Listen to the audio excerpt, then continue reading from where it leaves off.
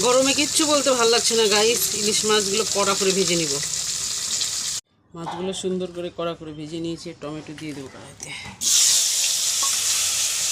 বাটিতে আছে হলুদ, লবণ, জিরা, আদা, লঙ্কা পেস্ট। কড়াইতে দিয়ে দেবো।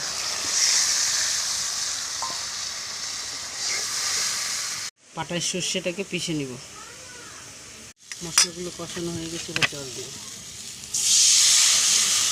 ঝোল ফুটে গেছে। মাছ দিয়ে ঝোলটা সুন্দর করে ফুটে গেছে। এখানে একটু সিক্রেট মশলা দিব। এখানে এই যে সর্ষে বাটাটা দিব। নামিয়ে নেবো। এখন একটু নাড়াচাড়া দিয়ে নামিয়ে নেব। কালারটা দেখো জাস্ট ওয়াও। এখানে মাছের মাথা ভাজছি। ডালে তড়কা লাগাইলাম, এবার মাছের মাথা দিয়ে দেবো।